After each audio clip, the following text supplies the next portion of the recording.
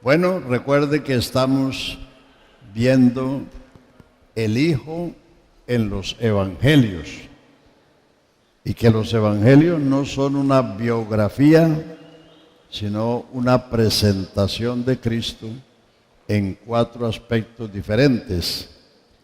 Ayer vimos el Evangelio de Mateo, que presenta a Jesús como el Rey Mesías.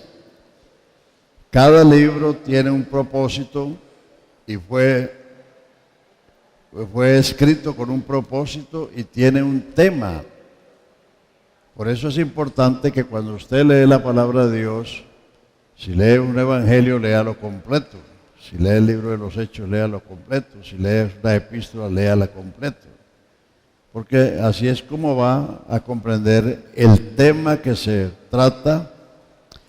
Y cada libro tiene un versículo clave. El versículo clave de Mateo es Mateo 21, 5.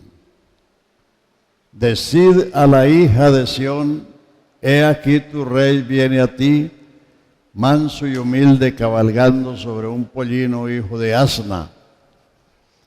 Porque Mateo está presentando a Jesús como el Rey Mesías, que Israel no lo conoció como tal, por eso lo rechazaron y lo condenaron a muerte. Entonces, hoy pasamos a Marcos. Ponga ahí el primer versículo del capítulo 1 de Marcos, principio del Evangelio de Jesucristo, como está escrito en Isaías profeta. La primera diferencia del Evangelio de Marcos es que hay un salto de tiempo. Mateo comienza de Abraham. Abraham vivió 2000 años antes del nacimiento de Cristo. Isaías vivió 700 años antes de Cristo. O sea que hay un espacio de tiempo de 1300 años entre el punto de partida de Marcos a diferencia de Mateo. La segunda diferencia del Evangelio de Marcos es que él no traza genealogía, porque la genealogía se traza de los reyes o de los príncipes. El que pretende ser rey tiene que mostrar su ascendencia real a través de la genealogía. Por eso Mateo comienza con la genealogía de Jesucristo, demostrando que Él es el Rey prometido. Pero Marcos, como va a presentar a Cristo como el siervo, recuerden que hay 4 figuras: el león, que es el rey de la selva, el becerro, que es un animal de carga, el hombre y el águila volando. Entonces, el versículo clave de Marcos es Marcos 10:45, porque el Hijo del Hombre no vino a ser servido, sino a servir y a dar su vida en rescate por muchos. Entonces, ese es el tema de ese evangelio. Entonces, tampoco en el evangelio de Marcos hay muchos discursos, hay solamente 4 parábolas, mientras que en Mateo 13, en un solo capítulo, hay 7 parábolas. Y en el Evangelio de Mateo están la mayoría de los discursos. El Sermón del Monte ocupa 3 capítulos. El Sermón Profético ocupa 2 capítulos, 24 y 25. Sencillamente porque para eso vino el Rey, a proclamar su reino y a decir cómo es su reino. Pero Marcos está presentando a Jesús como el siervo de Jehová, como está escrito en Isaías profeta. Isaías 42, ponga ahí los primeros versículos. Isaías 42, he aquí mi siervo, en quien mi alma se complace. Pondré sobre él mi espíritu. No gritará ni se hará oír la voz en las plazas o en las calles. por medio de la verdad traerá justicia a la tierra. No quebrará la caña cascada, ni apagará el pábilo que humeará. Por medio de la verdad traerá justicia a la tierra. No se cansará ni desmayará hasta que establezca en la tierra justicia y las costas esperen su ley. Él es el siervo de Jehová. Solo en Jesucristo se dan esas condiciones. Él es el rey y Él es el siervo. Él es el sacerdote y Él es el cordero, la ofrenda y el oferente. Él es el juez y el abogado. Él es el Padre y es el Hijo. Es el primero y el último. Y todo lo que hay entre el principio y el fin. Él es el todo en todos. Entonces, como Marcos presenta a Jesús como el siervo, usted encuentra en ese evangelio a Jesús siempre actuando, sanando a los enfermos, libertando a los cautivos, es decir, haciendo la obra del Señor como siervo. Y por eso no es el evangelio de los discursos, por eso no traza genealogía, por eso parte de Isaías 42, cuando el profeta anunció la venida del siervo. O sea que no nos vamos a demorar allí, porque ese es el evangelio más corto, tiene 16 capítulos, Mateo tiene 28, Lucas tiene 24 y Juan tiene 21. Hola. Entonces ese es el evangelio más corto. Pero es el evangelio que habla de los hechos, de las obras de Jesús. Pasando a Lucas, Lucas es la tercera figura, que es la figura de hombre. Lucas era griego, era un médico griego, y los griegos medían al hombre de aquí para arriba, de acuerdo a la capacidad de pensar y de filosofar. Entonces Lucas escribió el evangelio a los griegos para mostrarles que Jesucristo es el varón perfecto. Marcos escribió el evangelio a los romanos, Mateo a los judíos y Lucas a los griegos. Lucas comienza, el versículo 1 del evangelio de Lucas dice: por cuanto, puesto que ya muchos han tratado de poner en orden la historia de las cosas que entre nosotros han sido ciertísimas, tal como nos lo enseñaron los que desde el principio lo vieron con sus ojos y fueron ministros de la palabra, me ha parecido también a mí, después de haber investigado con diligencia todas las cosas desde su origen, escribírtelas por orden, oh excelentísimo Teófilo, ser un gobernante, para que conozcas bien la verdad de las cosas en las cuales has sido instruido. O sea que el evangelio de Lucas fue dirigido a un gobernante y fue dirigido también a los griegos. Y entonces, eso es una introducción importante. Como él mismo lo dice, por cuanto muchos han tratado de poner en orden la historia de las cosas. O sea, en el primer siglo y segundo siglo y tercer siglo, muchos escritores trataron de narrar la vida de Jesús y le pusieron a sus libros, le pusieron el nombre de apóstoles.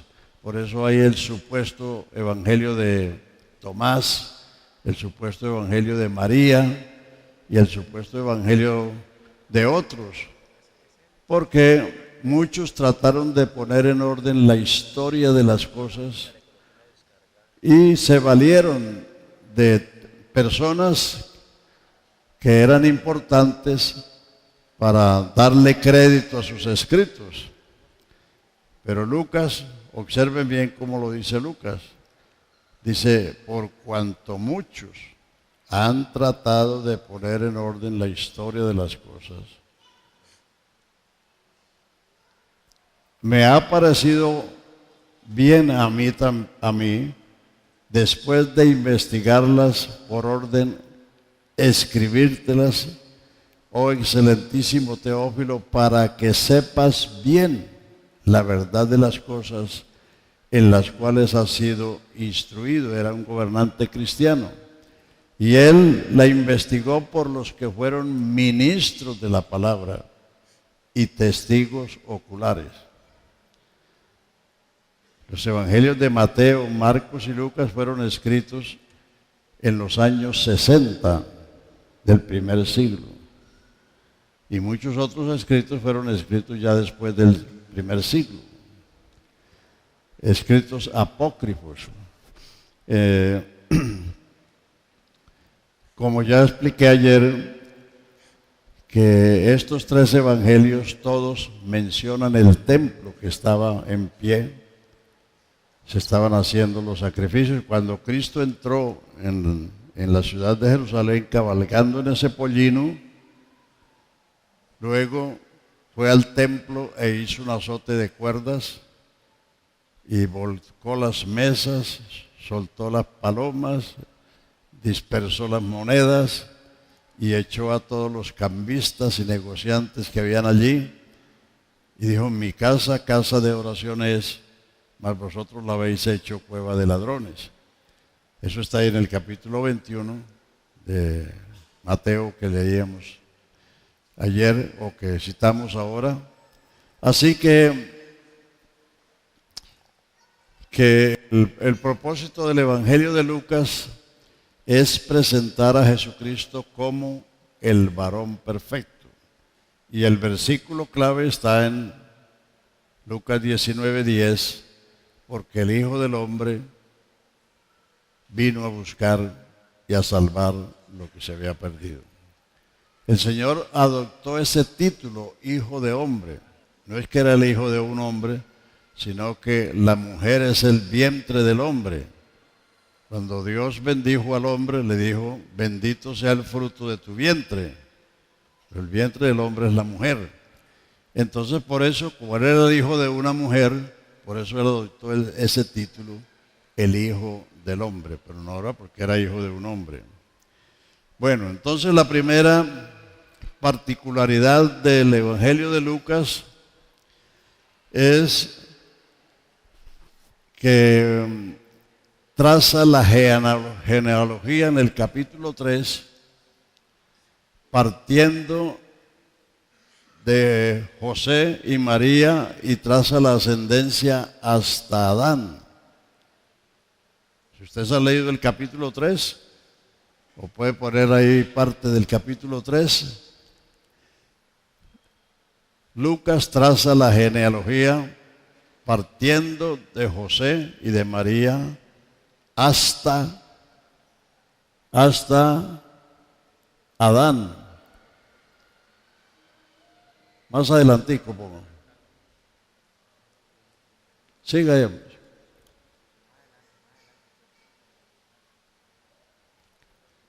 Más adelante, siga.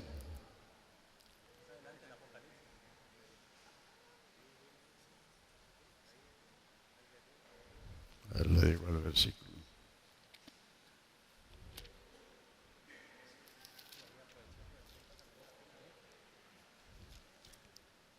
Ahí está. Jesús mismo al comenzar su ministerio era como de 30 años, hijo según se creía de José, hijo de Elí, y ahí sigue la lista, ascendiendo hasta llegar a Adán. Ya el último versículo dice que fue de Adán, que fue de Dios. El último versículo está en A veces esas listas tan largas que hay en la Biblia de nombres, que a veces son canzonas para leerlas, muchas personas no le ponen interés, pero sí son importantes. Aquí tenemos entonces el último versículo, que es el 38. Hijo de Enos, hijo de Sed, hijo de Adán, hijo de Dios. La antigua versión no dice hijo de Adán o hijo de tal, sino que fue de Dios, porque Adán no era hijo de Dios. Adán fue una criatura, creó Dios al hombre. Lo que es creado es criatura. Hijo es lo que se engendra y nace. Por eso Jesús es el unigénito Hijo de Dios, el único engendrado por Dios y concebido por una virgen, gestado por ella y nacido de ella. Entonces, hay que tener cuidado con las versiones. Hay versiones modernas que ya tienen un lenguaje muy desgastado, muy pálido. Y las versiones antiguas son las que más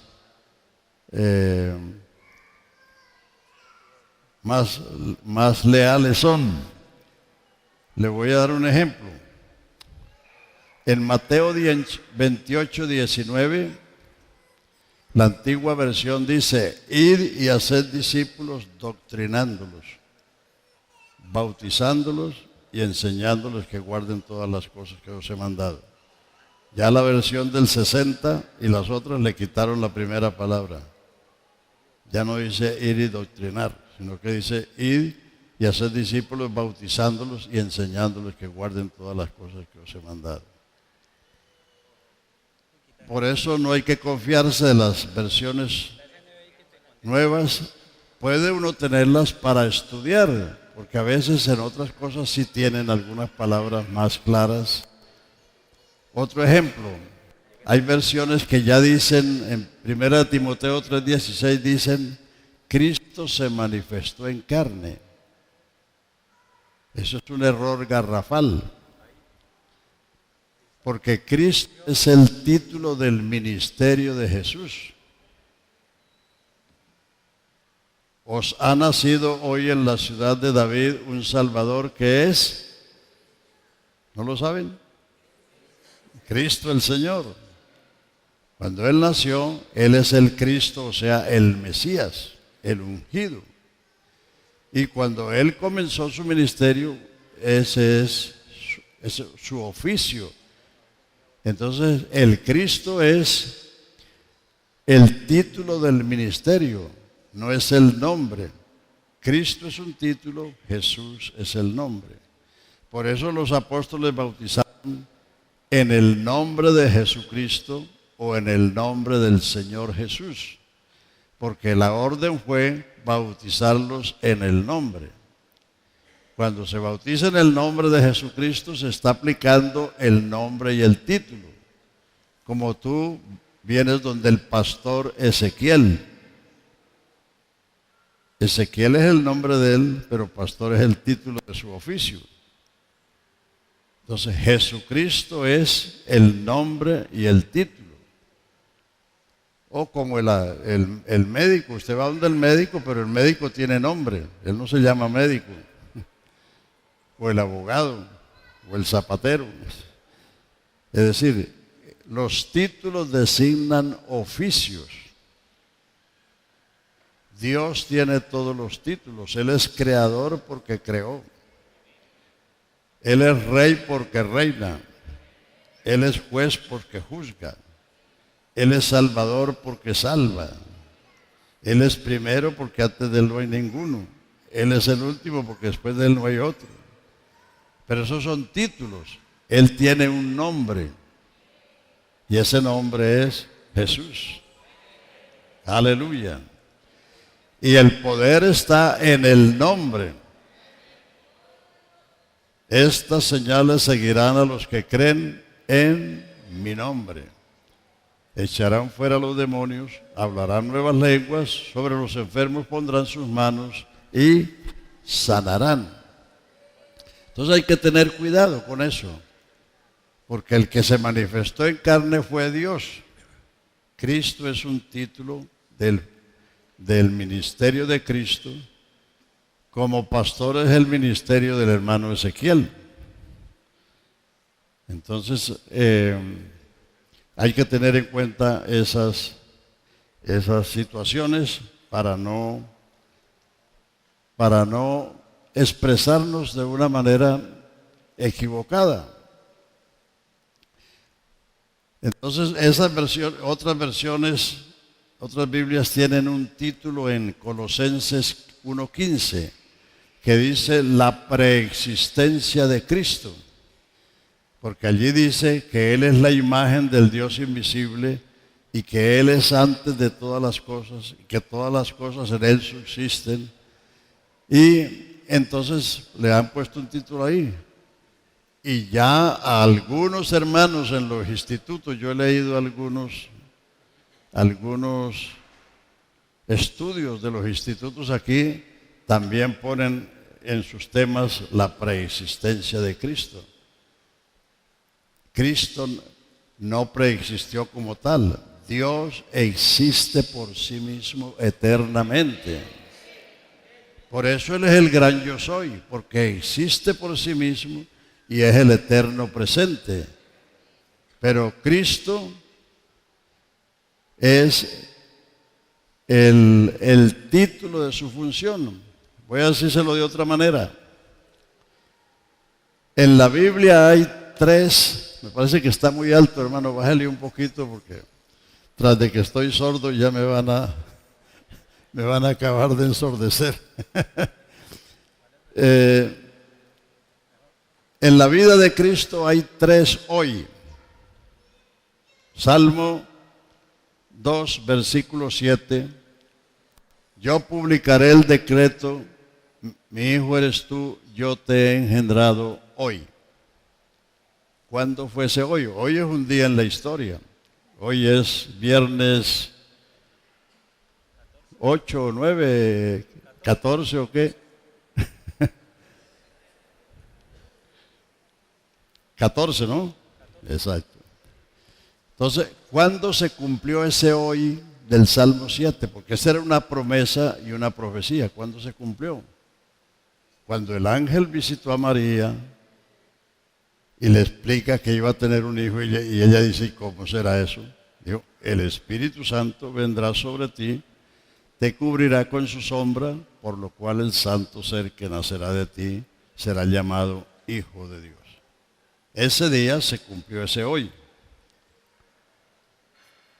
El segundo hoy está en Lucas 2, cuando los ángeles incursionaron en los campos de Judea, diciéndole a los pastores, no temáis, porque os damos nuevas de gran gozo, que os ha nacido un Salvador, que es Cristo el Señor. No temáis, porque os damos nuevas de gran gozo, que será para todo el pueblo, porque hoy ha nacido en la ciudad de David un Salvador, que es Cristo el Señor. Ese es el segundo hoy. Porque para nacer tuvo que ser engendrado, concebido y gestado. Y el tercero hoy está en Lucas 4, 16 y 17. Después que Jesús fue bautizado y tentado por el diablo, vino a Nazaret donde se había criado. Entró en la sinagoga conforme a su costumbre. Se levantó a leer y le fue dado el libro del profeta Isaías y halló el lugar donde estaba escrito: el Espíritu del Señor está sobre mí, porque me ha ungido para dar buenas nuevas a los pobres, me ha enviado.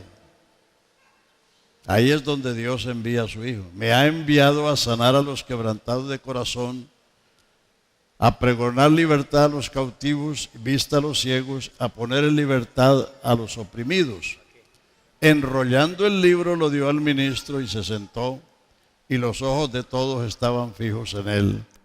Dijo: hoy se ha cumplido esta escritura delante de vosotros. Ponga el otro, hermano.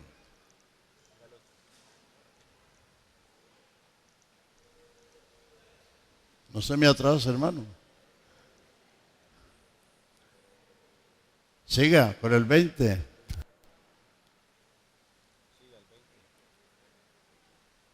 Enrollando el libro lo dio al ministro y se sentó, y los ojos de todos estaban fijos en él. 21. Y comenzó a decirles: hoy se ha cumplido esta escritura delante de vosotros. Ahí fue donde Dios envió a su Hijo, porque para enviarlo primero tenía que engendrarlo, tenía que ser concebido, tenía que ser gestado, tenía que ser nacido. Y Lucas nos dice que el niño crecía en estatura, en sabiduría, en gracia delante de Dios y de los hombres. Es decir, que Jesús por eso era un varón perfecto, porque creció integralmente, físicamente, intelectualmente y en gracia, que es lo ideal. Ahora hay unos gigantes y unas niñas que ya tienen un semejante cuerpo, pero son unas niñas todavía, mentalmente.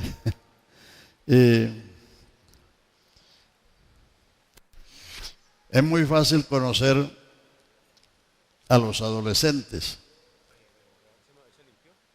porque hay algunos de más de 20 años que todavía son adolescentes. Algunos están casados y son adolescentes. ¿Por qué se sabe que son adolescentes? Porque adolecen de una personalidad propia, y por eso están imitando todo lo que hacen los demás, imitando a los deportistas, imitando a los artistas. Hay algunos que llegan con el pelo como si se les hubieran encontrado con la Llorona, como si hubieran pasado como un susto. Y de esos hay hasta casados. O sea, todavía no tienen una identidad propia, y por eso están imitando a los demás. Pero llega el tiempo en que ya uno sabe quién es, y uno tiene ya definida su personalidad. Entonces, quiero que les quede bien claro eso. Hay tres hoy en la vida de Jesús: cuando fue engendrado, cuando nació y cuando fue enviado. Cuando el problema de la doctrina trinitaria es que dicen que cuando Dios envió a su Hijo, se van para el cielo pensando que Dios mandó un hijo que había en el cielo, pero en el cielo no había ningún hijo. En todo el Antiguo Testamento se nos dice del Hijo como una promesa y como una profecía, y esa promesa y esa profecía llegó a su cumplimiento. El Verbo, la palabra, se hizo carne y habitó entre nosotros, y vimos su gloria, gloria como del unigénito del Padre, lleno de gracia y de verdad, y de su plenitud tomamos todos gracia sobre gracia, porque la ley por medio de Moisés fue dada, pero la gracia y la verdad vinieron por Jesucristo. A Dios nadie le vio jamás. El unigénito Hijo que está en el seno del Padre, Él lo ha revelado. El Hijo es la revelación de Dios manifestado en carne. Aleluya. Gloria al Señor. Entonces tenemos en Lucas la diferencia de la genealogía. Segundo, el nacimiento virginal también está ahí. Y que Lucas es el único que nos habla de la infancia de Jesús. Mateo solamente relata el nacimiento. Pero Lucas nos habla de la infancia, nos habla del nacimiento, nos habla de la circuncisión, nos habla de los 12 años cuando fue a la fiesta. Ellos vivían en Nazaret, que está en el norte de Israel, y la fiesta era en Jerusalén. Había que bajar hacia el sur o subir, porque en cualquier parte que usted se halle del mundo, ir a Jerusalén es subir, porque Jerusalén es la ciudad del gran rey. Así usted esté al norte de Israel o al norte de Jerusalén, usted tiene que subir a Jerusalén, porque esa es la ciudad del gran rey. Entonces, Lucas es el único que habla de la infancia de Jesús, de que crecía, de que fue engendrado, de que fue gestado, que fue concebido, que fue gestado, que nació y que creció en estatura, en sabiduría y en gracia delante de Dios y de los hombres. Porque Lucas está presentando a Jesús como un varón perfecto. Hubo un escritor que se llamó Renan, por allá del siglo XVIII o XVII, no recuerdo la fecha, que escribió un libro que se llama Jesús. Y lo escribió para demostrar que Jesús era un hombre. Pero terminó, es decir, basado en el Evangelio de Lucas, pero terminó el libro diciendo: si Jesús no era Dios, merecía ser Dios. Él escribió el libro para mostrar que Jesús era solamente un hombre. Pero después de recorrer todo el Evangelio de Lucas, dice: si Jesús no era Dios, merecía ser Dios. Aleluya. Aleluya. Gloria a su nombre. Entonces, tenemos esa particularidad de Lucas, la infancia, la genealogía, y también que la genealogía nos lleva hasta Adán. O sea que el Evangelio de Lucas es el Evangelio universal. Por eso en el Evangelio de Lucas todos vienen a Jesús. Lucas es el único que habla de la conversión del ladrón. Los otros evangelios no hablan de que el ladrón se convirtió. Es el único que nos habla de la conversión de Zaqueo. Es el único que nos habla de la mujer pecadora que le lavó los pies con sus lágrimas, se los limpió con sus cabellos en la casa de Simón el fariseo, y le dijo: tus muchos pecados te son perdonados. O sea que es el evangelio de todos, todos vinieron a él. Es el evangelio de las mujeres. Capítulo 8 de Lucas dice que las mujeres le seguían y le servían de sus haciendas. Es el evangelio del gozo. Comienza en el capítulo diciendo: os damos nuevas de gran gozo que será para todo el pueblo, que os ha nacido hoy en la ciudad de David un Salvador, que es Cristo el Señor. Capítulo 15 de Lucas, hay 3 parábolas seguidas: la oveja perdida, la dracma perdida y el hijo pródigo. Y en todos los 3 casos se habla del gozo del pastor hallar la oveja perdida, de la mujer que halla la dracma perdida y del padre que recibe a su hijo perdido y hace la gran fiesta. Dice: porque mi hijo era muerto y ahora ha sido salvo. Y termina el Evangelio de Lucas en el capítulo 24 diciendo: cuando los discípulos de Cristo, 2 discípulos, iban de Jerusalén a Emmaús, una aldea que está cerca, Jesús se les apareció resucitado en el camino e iba andando con ellos. Y él les preguntó: ¿qué pláticas tenéis? ¿Y por qué estáis tristes?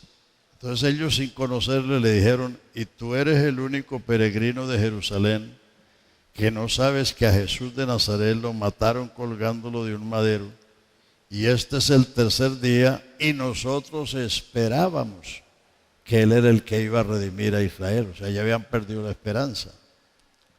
Pero Jesús les hablaba de las Escrituras, dice que a ellos les ardía el corazón, y Él hizo como que se iba, pero entonces ellos le dijeron: no, quédate, Señor, porque ya el día ha declinado.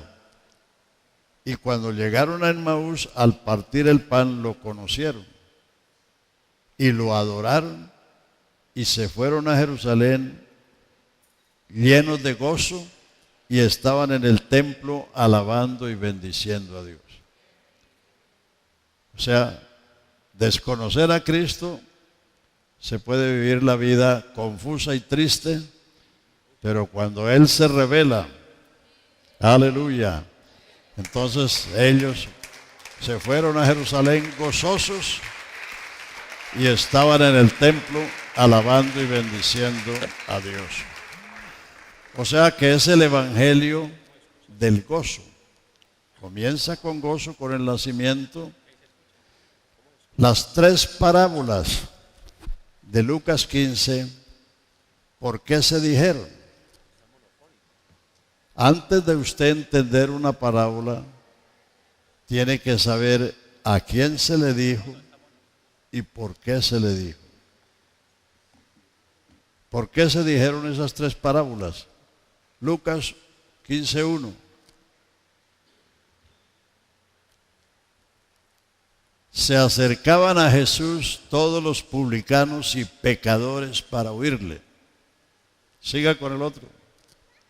Y los escribas y fariseos, cavilando dentro de sí mismos, decían: este a los pecadores recibe y con ellos come. Entonces, ahí está el por qué les dijo las parábolas. Entonces les dijo: ¿qué hombre de vosotros que tiene 100 ovejas y se le descarría una, no deja las 99 en el desierto y va tras la extraviada, y cuando la halla, la pone sobre sus hombros y la trae a su redil, junta a sus amigos y hace una gran fiesta porque la oveja perdida ha sido hallada?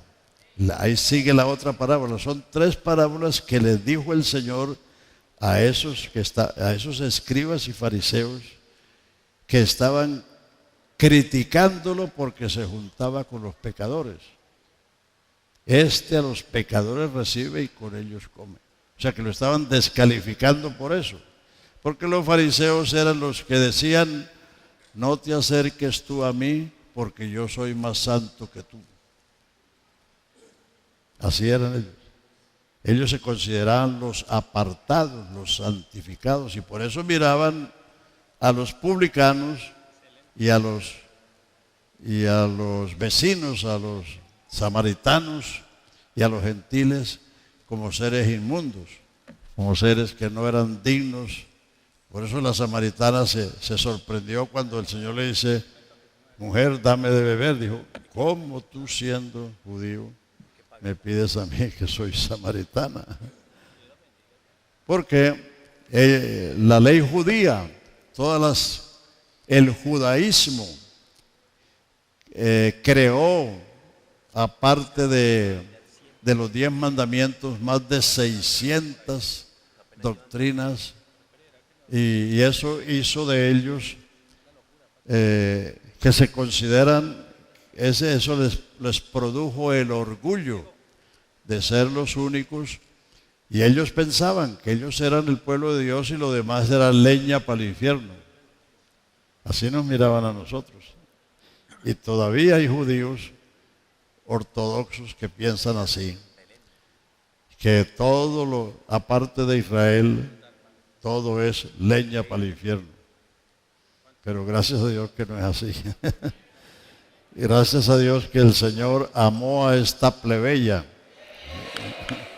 Aleluya. Y se entregó por ella para santificarla y purificarla. Entonces, cuando usted lee una parábola, usted tiene que primero preguntarse, ¿a quién fue dicho esto? ¿Y por qué fue dicho? Recuerden las reglas elementales, que son 5. ¿Quién lo dijo? ¿A quién se lo dijo? ¿Cuándo lo dijo? El tiempo es importante. ¿Por qué lo dijo? ¿Qué circunstancias habían en el momento, o en la persona, o en el pueblo, para que se dijera tal cosa? ¿Y para qué lo dijo? Precisamente para corregir. Toda la escritura es divinamente inspirada y útil para enseñar, convencer, corregir, a fin de que el hombre sea enteramente preparado para toda buena obra. O sea que uno tiene que hacerse preguntas cuando lee la palabra de Dios. ¿Quién dijo esto? Porque en la Biblia está lo que le dijo el diablo a Eva, lo que dijo Caín, lo que dijo Lamed, lo que dijo Faraón, lo que dijo Nabucodonosor, lo que dijeron todos esos reyes impíos en contra de Israel. Está ahí porque Dios inspiró a los profetas para escribir estas cosas, para que supiéramos la historia y cómo en medio de toda esa situación Dios actuó en su pueblo y con sus siervos. Entonces, por eso cuando uno lee, hay que saber quién lo dijo y a quién se lo dijo. Porque Dios habló muchas veces en otro tiempo a otros, a los padres por los profetas. Por ahí un hermano me estaba preguntando que si la iglesia era el Israel de Dios. Y que porque ahí en el internet está saliendo un hermano que dice que la iglesia es el Israel de Dios. La persona que dice eso es porque no lee el contexto. Ponga ahí a Gálatas 6:15. Gálatas 6:15. Ahí está. Porque en Cristo Jesús la circuncisión vale nada. La circuncisión es la operación que le hacían al niño a los 8 días para quitarle el prepucio. Y los israelitas llevan en su cuerpo la marca de la circuncisión como señal de ser pueblo del Dios de Israel. Pero entonces Pablo dice, porque en Cristo Jesús la circuncisión vale nada y la incircuncisión ni la incircuncisión, sino una nueva creación. Eso es lo que vale. ¿Y qué dice el versículo siguiente? Y todos los que anden conforme a esta regla, paz y misericordia sea a ellos, y al Israel de Dios. La iglesia no es el Israel de Dios. La iglesia es la iglesia e Israel es un pueblo terrenal con promesas terrenales. Lo que el Señor le prometió a Abraham y a su descendencia fue la tierra. Los sacó de la esclavitud en Egipto y los llevó a la tierra. Los levantó hasta que llegaron a ser señora de naciones. En los días de David y Salomón, los reyes vecinos iban a ver la gloria de Israel. Llegó a la cumbre. Pero con Salomón comenzaron los pecados, porque amó muchas mujeres extranjeras. Y luego siguieron los pecados, entonces Dios los desterró. Mandó los del norte a Siria y mandó los del sur a Babilonia. Y cuando allá en su aflicción clamaron, Él los volvió otra vez a la tierra. Porque esa es su promesa. Cuando rechazaron a Cristo, cuando Pilato presentó a Cristo ante ellos, le dijo, ¿qué haré yo con Jesús, el Cristo, Ellos le dijeron, crucifícalo. Y él le dijo, a vuestro rey he de crucificar. Ellos dijeron, no tenemos más rey que a César. Si a este sueltas, no eres amigo del César. Y por eso Pilato se lavó las manos y lo entregó. Lo rechazaron totalmente. Entonces, por ese pecado, 37 años después, la ciudad de Jerusalén fue destruida, el templo fue destruido, los judíos fueron masacrados por los soldados romanos y los que sobrevivieron fueron esparcidos por el mundo y todavía están esparcidos por el mundo. Y la promesa es volver otra vez. Allá en Ezequiel 36:24 está la promesa de la futura salvación de Israel. Póngalo ahí, por favor. 36:24 de Ezequiel. Y yo los tomaré de las naciones y los recogeré de todas las tierras y los traeré a vuestro país.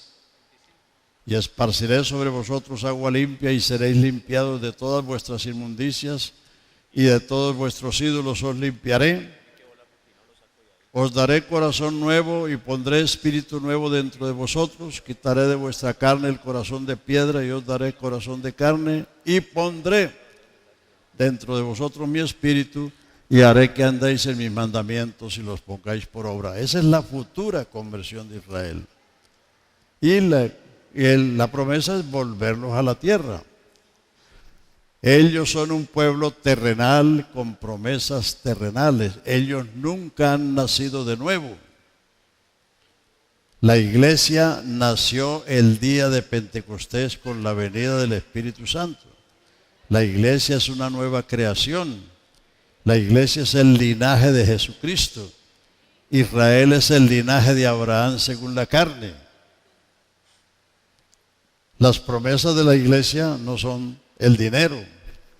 Esos farsantes del evangelio de la prosperidad, que le dicen que hagan pactos para que Dios les dé mucho dinero. El hombre no hace pactos con Dios. Dios es el que hace pactos con el hombre. El hombre hace votos, promesas, pero no pactos. Entonces, a ellos se les fue dicho, a los israelitas se les fue dicho que Dios les dio el poder de hacer el dinero, de prestarle a todos y no tomar prestado de nadie. Eso está en Deuteronomio. ¿Y quién no sabe que ellos son los amos de la economía? En Europa, en Estados Unidos y aquí mismo en Colombia. Todos esos grandes ricos de este país y de muchos países son de ascendencia judía. Por ahí hay un chiste que dicen que vino una comisión de Israel a Medellín a ver si era cierto que los antioqueños descendían de los judíos y encontraron que era que no, que los judíos descendían de los antioqueños. Porque son tan negociantes como los judíos. Entonces, ¿cuáles son las promesas de la iglesia? En el mundo tendréis aflicción, mas confiad, yo he vencido al mundo. Esa es una promesa de Jesucristo. Seréis aborrecidos de todos por causa de mi nombre, pero en vuestra paciencia poseeréis vuestras almas. Esas son promesas. Pedro le dijo al Señor, Señor, nosotros hemos dejado todo y te hemos seguido, ¿qué pues tendremos? Él le dijo, de cierto digo que no hay quien haya dejado padre, madre, mujer o hijos por causa de mí, que no tengan esta vida 100 tantos y por fin la vida eterna. Entonces Dios sí prometió bendecirnos. La bendición de Dios es la que enriquece y no trae tristeza con ella. Y todo el que ha conocido al Señor ha sido bendecido, ha sido prosperado en su vida, en su familia, en su trabajo, en sus negocios. pero no como estos farsantes que quieren enriquecerse. Si han oído ustedes un escándalo de una pastora que de aquí de Colombia, que la encontraron allá en los países árabes, donde está Las Vegas de los árabes, que es una ciudad mucho más sofisticada que Las Vegas de los Estados Unidos, y por allá andaba la tal pastora.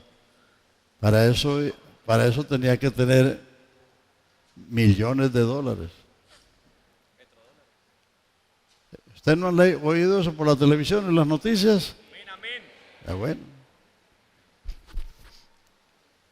Entonces, por eso es que tenemos que leer el Evangelio. No se conforme con pellizcar, que lee un versículo aquí y otro versículo allá. No, lea todo el Evangelio. Todo. Porque así, hoy vas a hacer lo mismo que anoche, a las 8, a las...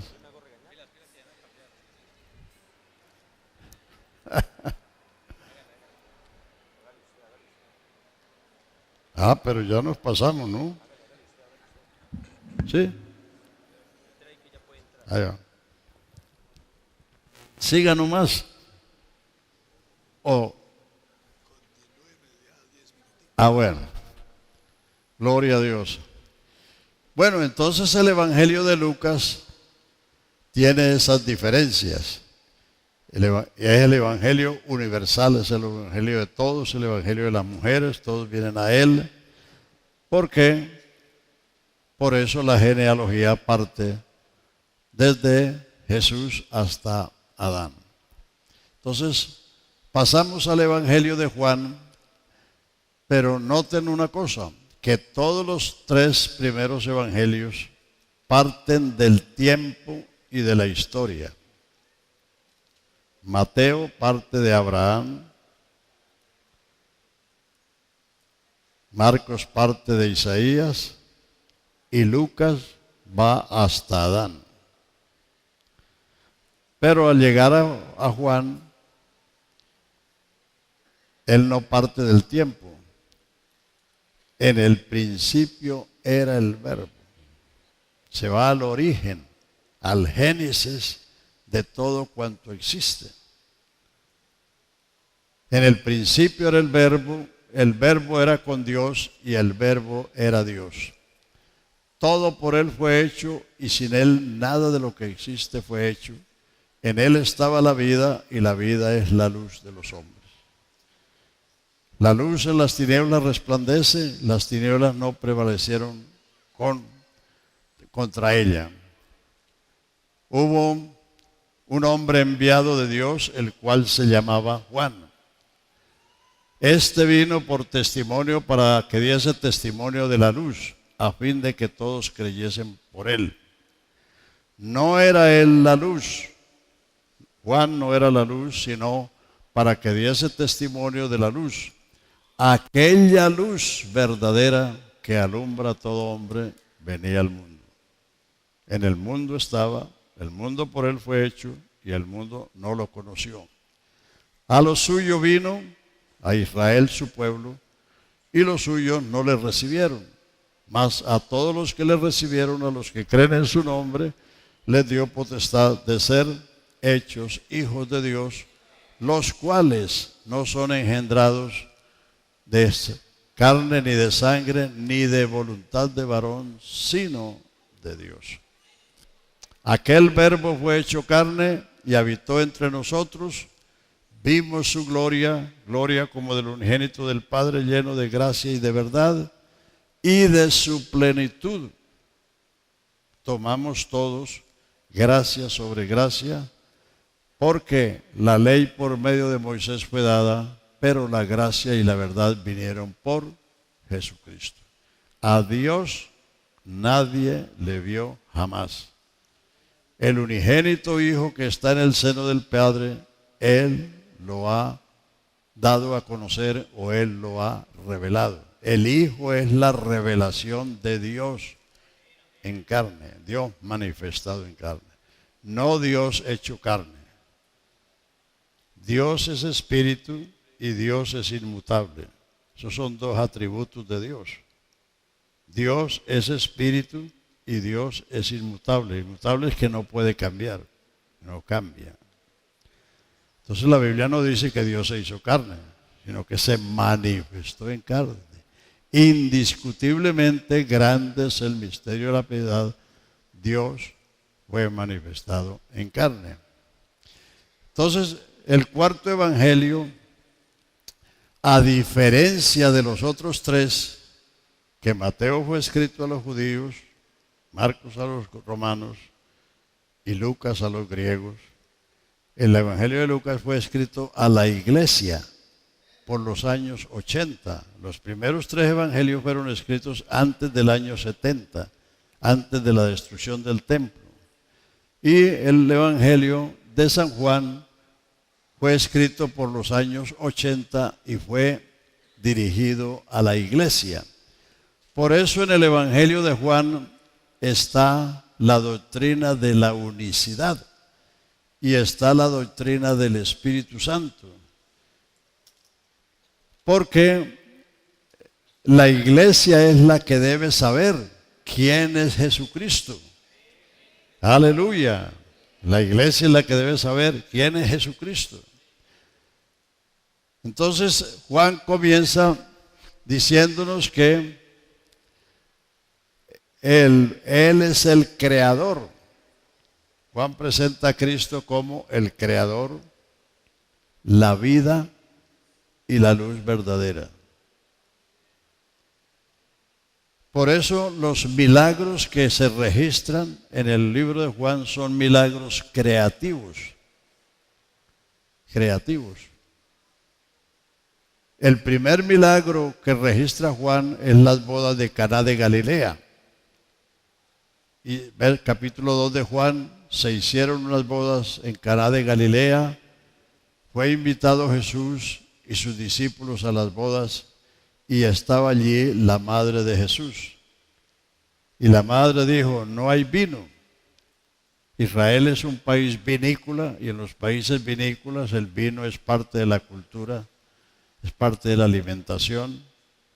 Entonces el Señor le dijo, ¿qué tengo yo contigo, mujer? Aún no ha venido mi hora.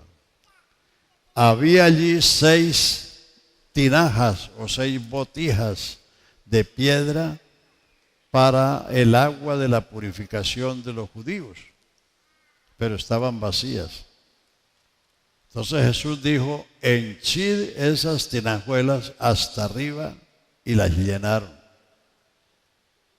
Y el maestro de sala sacó, los sirvientes sacaron el vino y lo llevaron al maestro de sala, el maestro de ceremonia, y cuando el maestro probó el agua hecho vino, entonces dijo, todo hombre pone primero el buen vino, pero tú has guardado el buen vino hasta lo último. Ese es el primer milagro creativo. Este principio de señales hizo Jesús y sus discípulos creyeron en él. Ese fue el primer milagro, pero no el único. Eso se ha repetido millones de veces. 6 es el número del hombre. El hombre fue creado el día sexto. El hombre está siendo recreado en la sexta dispensación. El hombre es el único que tiene corazón de piedra y vacío. Pero cuando el Señor, por su palabra, llena esa botija con su palabra, se repite el milagro. Porque el agua pertenece al reino mineral. No tiene sabor, no tiene color, no tiene olor. El vino pertenece al reino vegetal, tiene color, tiene olor, tiene sabor y alegra el corazón del hombre. Entonces, es como él está hablando de Jesús como el creador, por eso los milagros que relata son milagros creativos. Transformar el agua en vino lo hizo no para justificar a los borrachitos, sino para demostrar que Él tiene la capacidad de transformar la vida humana. Y por eso, el que recibe la palabra de Dios y ella opera en su vida, se produce el milagro. Entonces ya no eres una vida insípida, sin sabor, sin color, sino lo contrario. La vida cristiana es una vida que tiene sabor, que tiene color y que tiene olor y que alegra el corazón del hombre. El apóstol Pablo dice, somos olor de vida para vida. Pero también menciona a los otros que son olor de muerte para muerte. Hay unos que huelen a muerte y otros que huelen a vida. Eso se produce cuando tú, que eres una botija con corazón de piedra y vacía, permite que el Señor llene su vida con su palabra. Henchid esas tinajuelas de agua hasta arriba, y cuando sacaron el agua era vino de la mejor calidad. Eso es lo que ha sucedido y seguirá sucediendo, pero lo hace con su palabra. Por eso hay que recibir la palabra, hay que oír la palabra. El oído es la boca del espíritu y del alma. Al Señor no se come por la boca, sino porque todo lo que entra por la boca va al vientre y del vientre al sanitario. Entonces, la boca del espíritu y del alma es el oído. Por eso es que la palabra de Dios insiste tanto en oír, oír. Vea, le doy un ejemplo. Ponga ahí Isaías 55, 55:1. Hay una tremenda invitación ahí. A todos los sedientos, venid a las aguas. Venid, comprad sin dinero y sin precio vino y leche. ¿Por qué gastáis vuestro dinero en lo que no es pan y vuestro trabajo en lo que no sacia? Oídme atentamente y vivirá vuestra alma. ¿Qué más dice? Inclinad vuestro oído y venid a mí, oíd y vivirá vuestra alma, y haré con vosotros pacto eterno, las misericordias firmes a David. El hecho de que muchas personas no los afecta la palabra es porque no escuchan bien.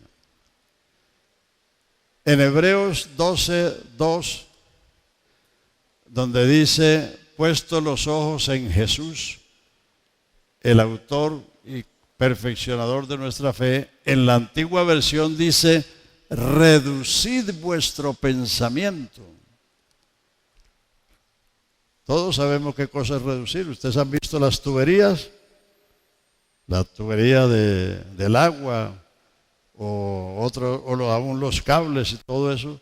Hay una manera de reducir de un tubo grande a uno pequeño, o de un cable, de un plug, uno grande a uno pequeño.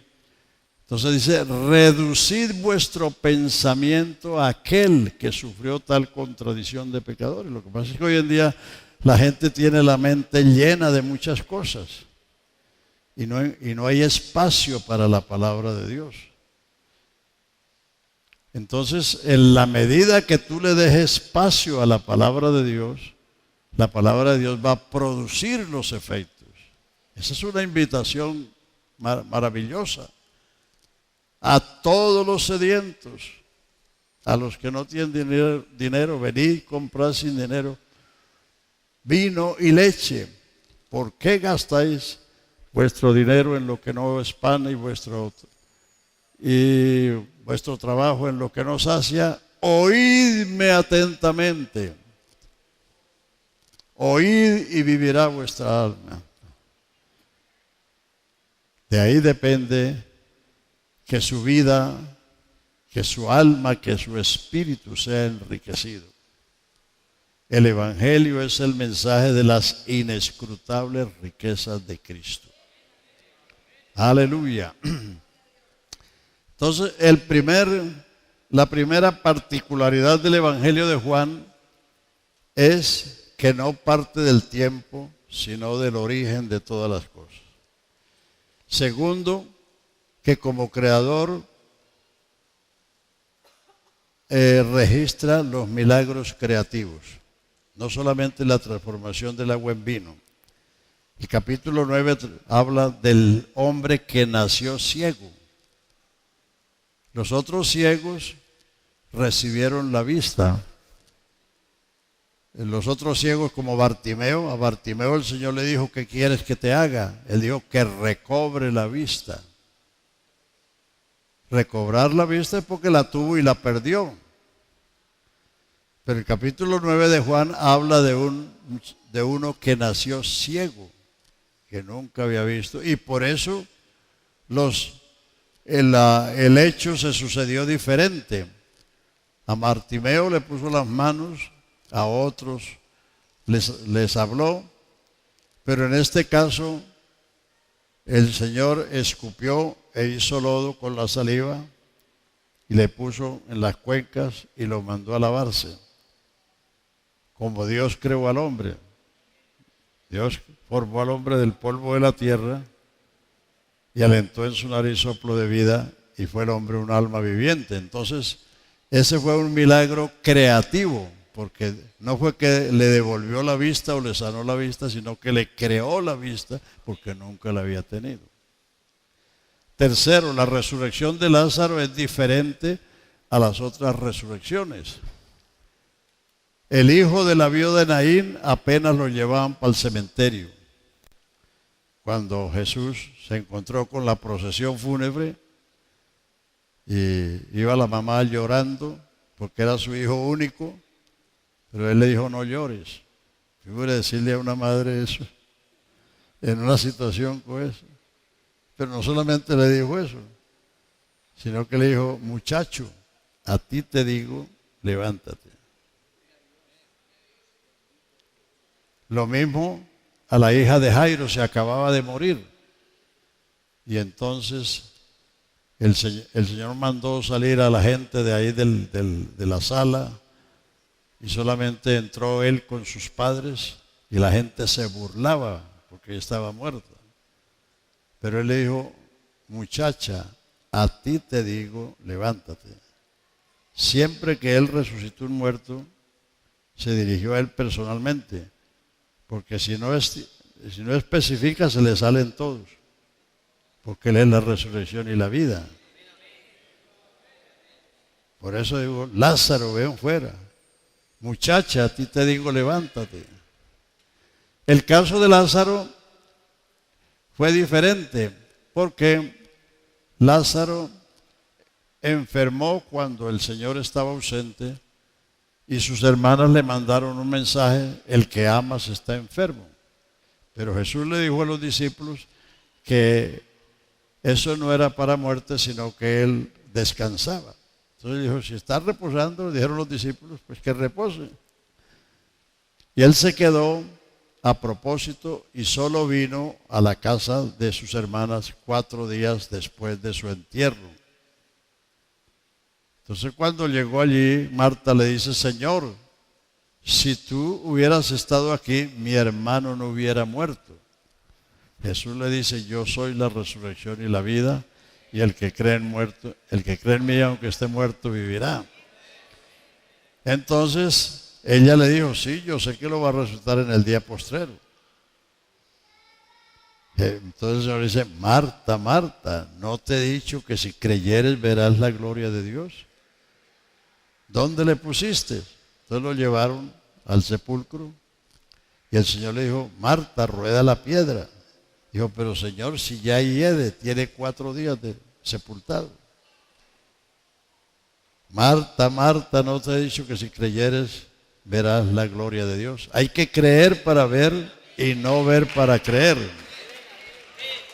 Ver para creer es incredulidad. Creer para ver es fe. Entonces Jesús dice, Lázaro, ven fuera. Y el que estaba muerto salió. Después de 4 días, después de estar descompuesto, salió, y ese es otro acto especial a diferencia de los otros. Entonces Juan narra los milagros creativos porque está hablando del Creador. Y en cada acto dice, esto sucedió para que la gloria de Dios se manifestase. Este principio de señales hizo Jesús para que sus discípulos creyeron en él. El caso del ciego. Los discípulos le dijeron, ¿quién pecó, él o sus padres, para que naciese ciego? Jesús les respondió, ni él ni sus padres pecaron, sino para que la gloria de Dios se manifieste. Jesús le dice a Marta, Marta, ¿no te he dicho que si creyeres, verás la gloria de Dios? O sea, Él manifestó su gloria con sus palabras y con sus hechos. Sus palabras y sus hechos eran la revelación de su deidad. Amén. Aleluya. El otro hecho es, allí están los yo soy. Jesús empleó ese término, pero solo San Juan lo registra. Yo soy el pan vivo que he descendido del cielo. Yo soy la puerta, el que por mí entre será salvo. Yo soy el buen pastor, y el buen pastor su vida da por las ovejas. Yo soy la luz del mundo, y el que me sigue no andará en tinieblas. Antes que Abraham fuese, yo soy. Si no creyeses que yo soy, en vuestros pecados moriréis, y donde yo voy vosotros no podéis venir. Yo soy el camino, la verdad y la vida, y nadie viene al Padre sino por mí. Esa es la misma expresión que Dios le dijo a Moisés, según el capítulo 3 de Éxodo, cuando Moisés le preguntó, si los hijos de Israel me preguntan cuál es el nombre del Dios que te envió, ¿qué les diré yo? Y el Señor le dijo, yo soy el que soy. Es de mi nombre. Yo soy el que existe por sí mismo, el eterno presente. Entonces Jesús empleó ese término 8 o 10 veces, están registrados en el Evangelio de Juan. En el Evangelio de Juan es donde está el lenguaje del Padre y el Hijo. Eso no está ni en Mateo, ni en Marcos, ni en Lucas, sino en Juan. Porque allí es donde el Hijo está revelando al Padre.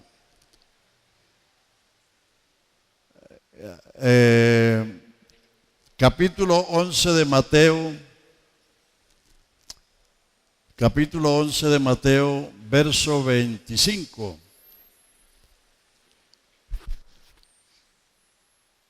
En aquel tiempo respondiendo Jesús dijo, te alabo Padre, Señor del cielo y de la tierra, porque escondiste estas cosas de los sabios y de los entendidos y las revelaste a los niños. Sí, Padre, porque así te agradó. Todas las cosas me fueron dadas o entregadas por mi Padre, y nadie conoce al Hijo sino el Padre. Nadie conoce al Hijo sino el Padre. Cuando Jesús le preguntó a los discípulos, ¿quién dicen las gentes que soy yo? Ellos dijeron, unos dicen que eres Elías, otros dicen que eres Juan, otros dicen que eres Jeremías y otros dicen que eres alguno de los profetas. Pero nadie sabía que él era el Hijo de Dios. Entonces, nadie conoce al Hijo sino el Padre, ni al Padre conoce a alguno sino el Hijo, y aquel a quien el Hijo lo quiera revelar. El Padre reveló al Hijo en Mateo 13, 16, 17 y 18. Cuando Jesús llevó a los discípulos a Cesarea de Filipo y les preguntó, ¿quién dicen los hombres que es el Hijo del Hombre? Ellos le dijeron lo que la gente decía. Pero Jesús les dirigió la pregunta a ellos, ¿y vosotros quién decís que soy yo? Es decir, los inmediatos, los seguidores, los íntimos. Y ellos tampoco sabían. Porque ellos se quedaron en silencio. Y el silencio lo rompió una revelación que vino a la mente de Pedro. Y entonces Pedro dijo, tú eres el Cristo, el Hijo del Dios viviente. Esa es la primera revelación. Ahí está el Padre revelando al Hijo. Entonces Jesús le contestó, bienaventurado eres Simón, hijo de Jonás, porque esto no te lo reveló carne ni sangre, sino mi Padre que está en los cielos. Ahí está el Padre revelando al Hijo. Nadie sabía que Jesús era hijo de Dios. Nadie lo sabía. Todos lo acreditaban como un gran profeta. Un gran profeta se ha levantado entre nosotros, decían los israelitas. Ahora el Padre, el Espíritu, revela a Pedro que Él es el Mesías, que Él es el Cristo y que el Cristo es divino porque es hijo del Dios viviente. Entonces en San Juan el Hijo está revelando al Padre. A Dios nadie le vio jamás. El unigénito Hijo que está en el seno del Padre, Él lo ha revelado, lo ha dado a conocer. Entonces por eso en Juan 14, donde Jesús está hablando del Padre y de las moradas celestiales, en la casa de mi Padre muchas moradas hay, si así no fuera, yo os hubiera dicho voy a preparar lugar para vosotros, y si me fuera y prepararé lugar para vosotros, os tomaré a mí mismo para que donde yo estoy, vosotros también estéis. Entonces Tomás le dice, pero Señor, si no sabemos a dónde vas, ¿cómo vamos a saber el camino? Jesús dice, yo soy el camino, la verdad y la vida. Nadie viene al Padre sino por mí. No, nadie va. Y ojo, porque en las librerías ya hay souvenir, hay hasta versículos que dicen, nadie va al Padre. Pero eso no fue lo que Jesús dijo. Va es hacia otro, venir es a quien habla. Yo soy el camino, la verdad y la vida, y nadie viene al Padre sino por mí. Si me conocieses, también a mi Padre conoceríais, desde ahora le conocéis y le habéis visto. Conocer y ver son dos cosas diferentes. Yo los veo a todos, pero yo no los conozco a todos. Conozco a algunos. Les sé el nombre, son hijos de fulano de tal, o que bueno. Entonces, conocer y ver son dos cosas diferentes, pero Jesús está diciendo las dos cosas. Si me conocieses, también a mi Padre conocerías, y desde ahora le conocéis y le habéis visto. Pero a Felipe no le entraba eso. Dijo, Señor, muéstranos al Padre. A ver, ¿dónde está? Por eso Jesús, con gran asombro, le dice, tanto tiempo hace que estoy con vosotros y no me has conocido, Felipe. Los discípulos tenían 3 años y medio de andar con Jesús.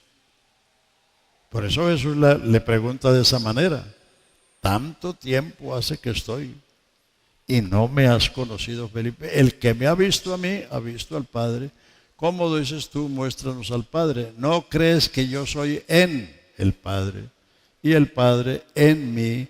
Las palabras que yo hablo, no las hablo de mi propia cuenta. El Padre que mora en mí, Él hace las obras. Ahí está el Hijo revelando al Padre. A Dios nadie lo vio jamás. El unigénito Hijo que está en el seno del Padre, Él lo ha revelado. El discípulo le pregunta, ¿dónde está el Padre? Dice, el Padre está en mí. Esa misma doctrina siguieron los apóstoles. Segunda de Corintios 5:19, está hablando del Calvario. Ciertamente Dios estaba en Cristo, reconciliando consigo al mundo, no tomándole en cuenta los hombres sus pecados, y nos encargó a nosotros la palabra de la reconciliación. Dios estaba en Cristo, no con Cristo, sino en Cristo, reconciliando consigo al mundo, no tomándolo en cuenta a los hombres, y nos dio el ministerio de la reconciliación.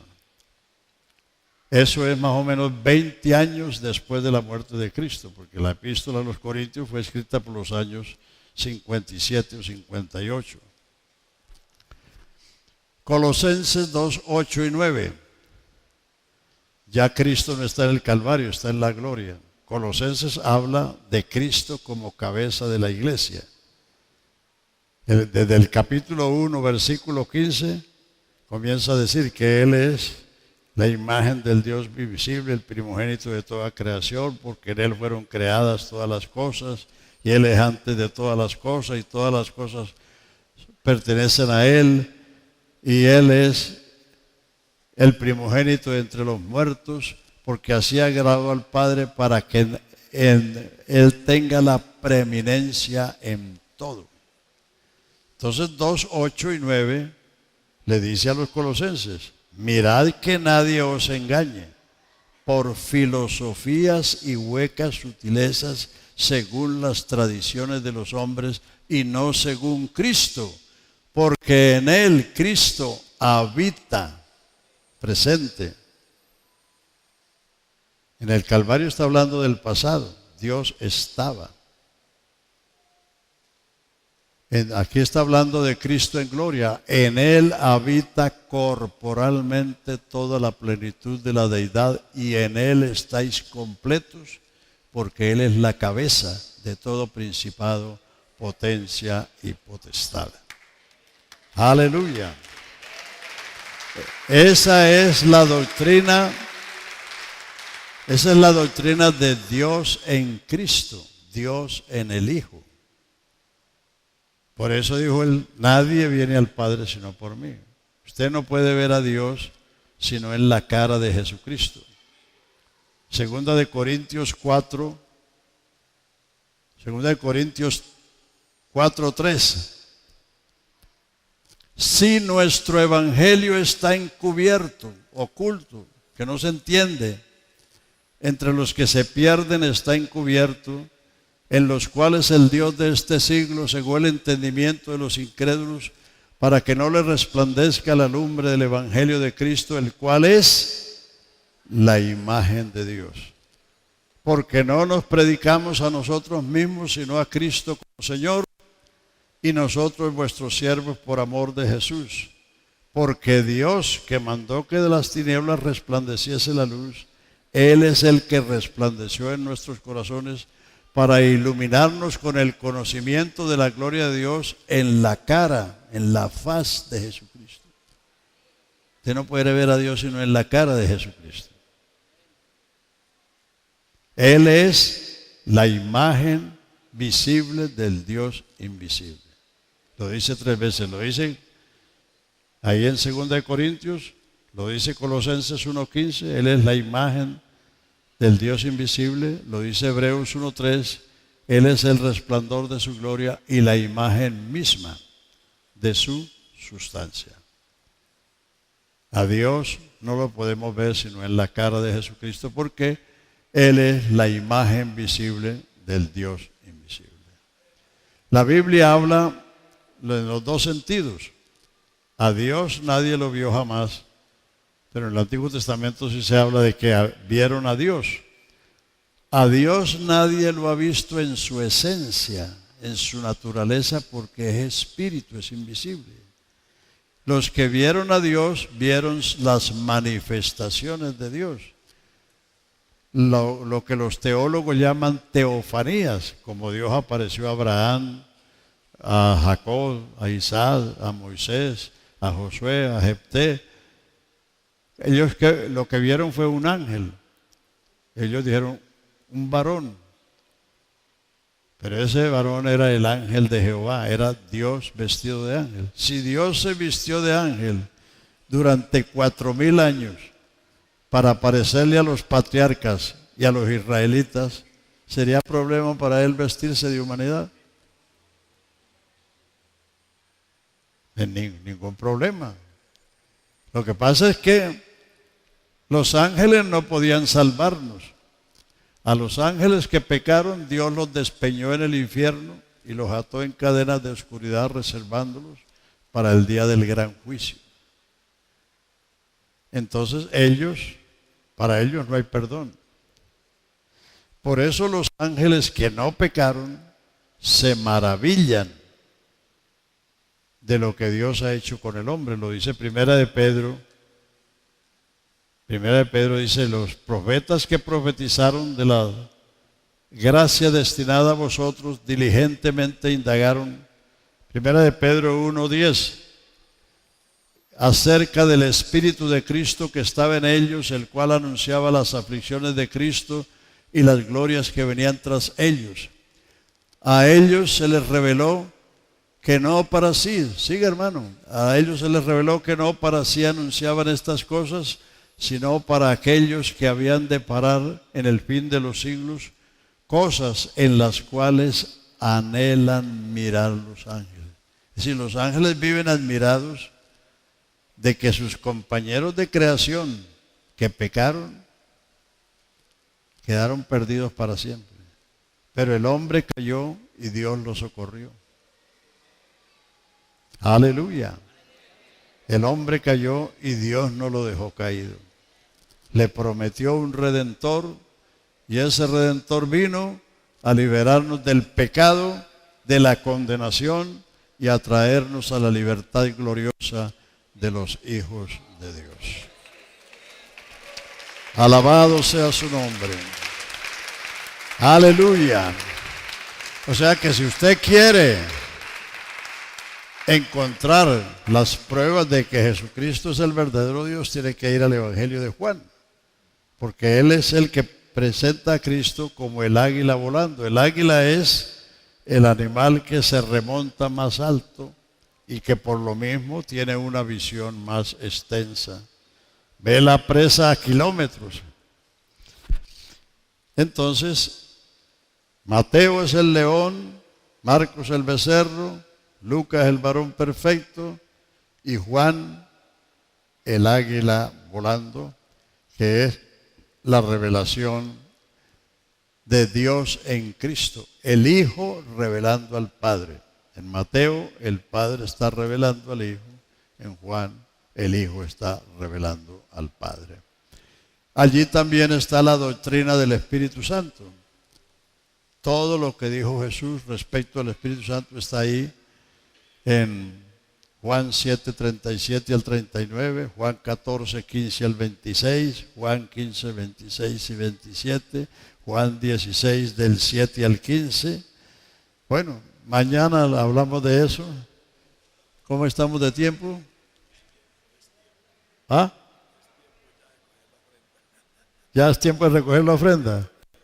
Bueno, el pastor dice que es tiempo de recoger la ofrenda, así que no se vayan a ir, sino que vamos a dar la ofrenda. Aleluya. Hágale, hermano. 9 en punto de ya la las noche, hermanas estamos en el están. Tabernáculo El Troncal transmitiendo la cuarta noche del Congreso Eléctrico, Internacional hermanos, de Unicidad para no Cali, perder para tiempo. Colombia y donde nos escuchan en Europa, Estados Unidos y a donde llegue esta señal por retransmisión a través de Radio IPUC, que está Alabanzas al toda la Señor señal, Jesús. está distribuyendo todo este Gloria a audio, Dios. todo este material para todos ustedes allá en cualquier lugar de Colombia donde nos estén escuchando. Puntos los cuales hay que rescatar de esta conferencia, de esta cuarta noche. Aquí tenemos algunos puntos que hemos colocado en nuestro Twitter a través de @tabernáculo y hemos trinado algunas palabras claves, algunas frases que nuestro hermano Eliseo ha dejado en el mensaje. El oído es la boca del espíritu del alma, dijo nuestro pastor, el hermano Eliseo Duarte. También dijo las diversas manifestaciones de Dios en el Antiguo Testamento. Ese es el tema con el cual hemos dado inicio en esta noche. También tenemos otras frases a las 9 en punto de la noche. En este momento estamos en la parte de la colección de la ofrenda. Estamos con los 3 primeros evangelios. Parten del tiempo y de la historia, pero Juan se va al origen. En el principio era el verbo era con Dios y el verbo era Dios. También dice, la iglesia no es el Israel de Dios. y lo confirma en Gálatas 6:16. Dice, el Hijo es la revelación de Dios manifestado en carne. También dijo, Cristo no es el nombre, es el título del ministerio de Jesús. Dios tiene todos los títulos. Esto dijo el pastor Eliseo Duarte en alguno de los apuntes que le hemos podido rescatar de este enorme hora y media que nos ha impartido de conferencia. Y bueno, ya venimos ya con el final y también venimos con unas palabras exclusivas de nuestro hermano Eliseo para Radio IPUC, para IPUC Los Chorros, para todos los que se han conectado. Yo quiero en este momento saludar así rápido porque ya vamos a regresar con nuestro hermano Eliseo, ya vamos a regresar al final de la conferencia. Quiero saludar a las emisoras aliadas, Radio IPUE en Tarragona, España, Alfa Estéreo en Urabá, Antioquia, La Voz de la Atalaya en Trocha, Santander, Poder Estéreo en Belén, Nariño, La Voz de Jesucristo en el Putumayo, La Estación del Cielo aquí en Cali, APJ Estéreo en Cali, Hexemaní Estéreo que en este momento nos está transmitiendo allá arriba en el Cortijo, en Siloé, para todo el sur de Cali y algunos municipios cercanos. También Getsemaní Estéreo, un abrazo muy especial para ellos, 104.9 del FM, a todos ellos allá en cabina, a nuestro hermano Edgar allá en Radio IPUC Medellín, todas las emisoras que se han unido para retransmitir este hermoso evento. El hermano Eliseo ya se está despidiendo en este momento, así hemos